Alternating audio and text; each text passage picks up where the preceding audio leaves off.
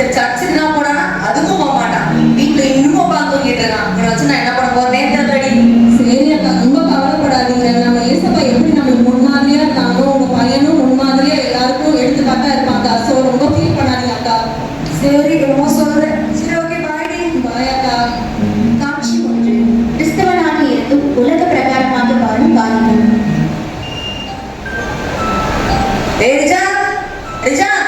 எழுதுறா. Alarm வச்சுட்டு நல்லா இன்னும் தூங்கிட்டு இருக்கான். எட்டா வந்து எழுதுறா. என்னம்மா 8 ஆயிடுச்சா?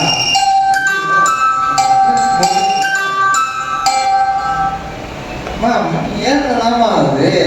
நீ 7:30 எழுந்தானால 8:00 கிளம்புவ. எழுதுறா. ஃபாஸ்டா எழுது. கொஞ்ச நேரம் தூங்கிட்டு போறேம்மா. இப்ப எழுதுறியா? தண்ணியில மூச்சு தண்ணி அடிக்கிறா. சரி, தண்ணி ஏற்கனவே வந்துருது. 2. கிறிஸ்துவுக்குள் உண்மையாய் வாழும் அந்த வாலிபனின் நண்பன்.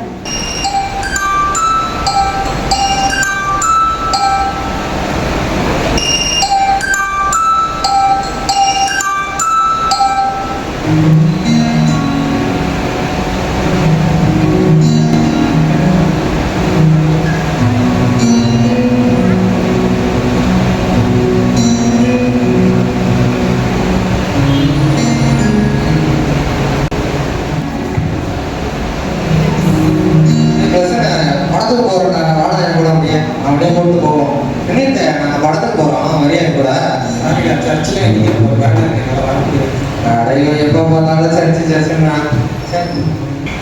சபையாகும். முதல் பாடலாக நல்வீட்டு பட்சம் எழுமி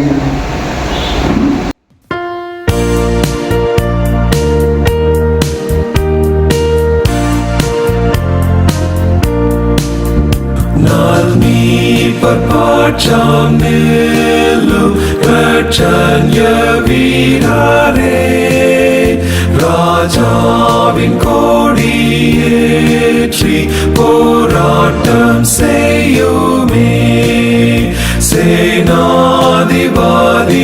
Yesu matarai mekolvar Bin veti kridam suri Sengolum ochuvar தேவசேது இதாறு வருடத்துக்கு முன்பாக தெய்வம் இயேசு எதற்கு இந்த உலகத்துக்கு வந்தார்? மனிதனின் வாழ்க்கை ஐயோ எத்தனையோ கஷ்டமாக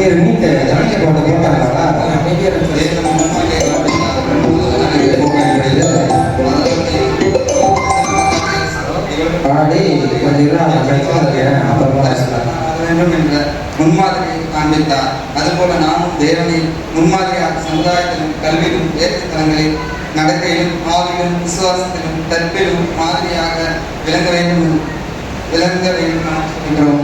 ஆமென். சபை அறிவிப்பது இன்று மாலை 6 மணிக்கு வாலிபர் ஐக்கிய சங்கம் நடைபெறும். வாலிபர் பயன்படுத்திக் கொள்ளுமாறு நம்முடன் கேட்டுக்கொள்ளப்படுகிறது. ஜபம். அதை நாங்கள் முன்மாதிரியாக மகிழ்கின்ற வாழ எங்கள் தொழிலை செய்திருக்கிறோம். ஆமென். ஆசீர்வாதம் கர்த்தர் உங்களோடு இருப்பாராக. ஆமென்.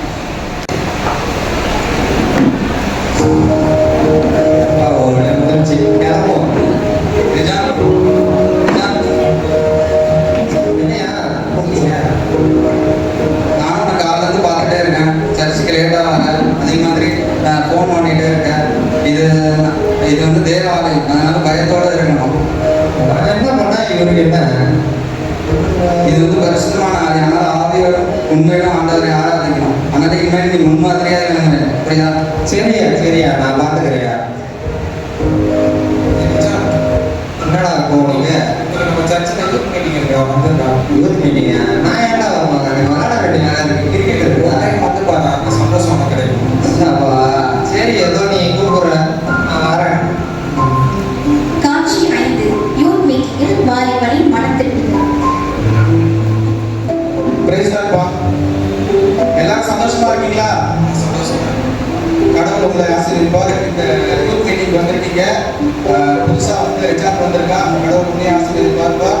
ரெகுலராக இந்த மாதிரி யூத் மீட்டிங் வாங்க. ஏசப்பாவோட அன்பை எல்லாருக்கிட்டையும் நம்ம ஷேர் பண்ணுறதுக்காக தான் இந்த யூத் மீட்டிங் வைக்கிறோம். உங்கள் நண்பர்கிட்டே சொல்லுங்க. இன்னைக்கு நம்ம யூத் மீட்டிங்ல 2 காரியங்களை குறித்து பார்க்க போகிறோம். முதல்ல வந்து வாலிபர்கள் வந்து அதிகமாக வந்து மொபைல் ஃபோன் அடிக்ஷன் மாட்டிக்கொள்கிறீங்க. தயவு செய்து அதுக்கான அந்த அடிக்ஷன்லேருந்து நீங்கள் விடுபடணும்னா ஏசப்பா கிட்ட நீங்கள் வேண்டுதல் செய்யுங்க. ஏசப்பா உங்களை கண்டிப்பாக அதுலேருந்து காத்துக்கொள்வாங்க. அதே மாதிரி போதை பழக்கத்தில் அதிகமாக இப்போ சிக்கிக்கொள்ளுகிறாங்க நண்பர்கள்லாம் இருப்பாங்க. தயவு செய்து அவங்களிருந்து மீட்க நம்மளுக்கு ஏசப்பா கொடுத்துருக்க வாய்ப்பை நீங்கள் பயன்படுத்துங்க. அவங்ககிட்ட வந்து சொல்லுங்க, ஏசப்பா கொடுத்த ஞானத்தை பிரோஜனமாக பயன்படுத்துங்கன்னு சொல்லுங்க. அதுக்கேற்ற அவங்க தவறான பாதைக்கு போகாதது பார்த்துக்கொள்ளுங்க. நன்றி. மீட்டிங் வந்த எல்லாருக்கும் நன்றி.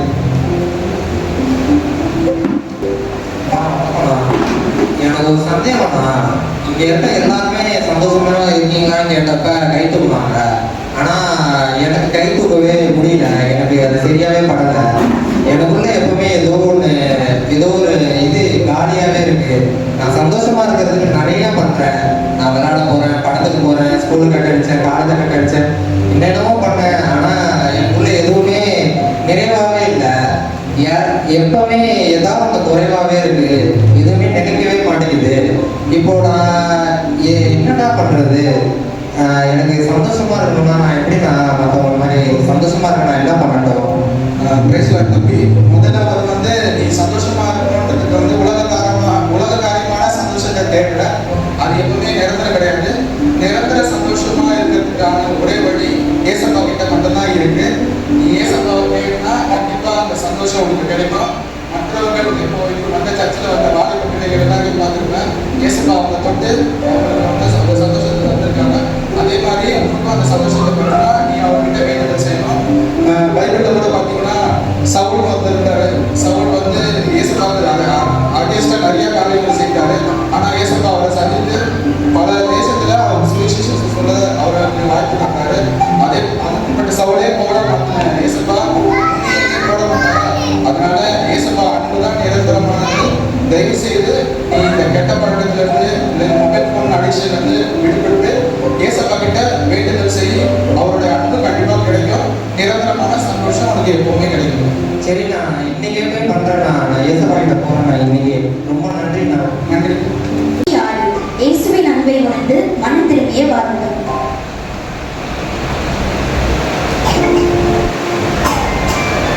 ஏசப்பா, நான் உங்க பாதத்துல நான் வந்திருக்கேன் ஏசப்பா. நான் எல்லாருக்கிட்டையும் கேட்டப்ப உங்ககிட்ட வரணும்னு தான் சொல்றாங்க ஏசப்பா. நான் சந்தோஷத்தை தேடி எங்கெங்கேயோ போனேன் ஏசப்பா. தேட்டர்ல தேடினேன், ஸ்கூல்ல தேடினேன், காலேஜில் தேடினேன், வீட்டில் தேடினேன். ஆனா எல்லாருமே உங்ககிட்ட தான் ஆண்டவரே வர சொன்னாரு. எல்லாருமே உங்ககிட்ட வர சொல்றாங்க. நான் அதனால உங்க பாதத்துல வந்திருக்கேன் ஏசப்பா. நான் சந்தோஷமா இருக்கிறதுக்கு நான் என்ன ஏசப்பா பண்ணட்டும்? நீங்க எனக்கு ஒரு பதில் தருவீங்களா ஏசப்பா? நீ பயப்படாதே மகனே, நான் உன்னோட கூட இருக்கிறேன். உன் பாவங்களை மன்னித்து என் மகனாக உன்னை ஏற்றுக்கொள்கிறேன்.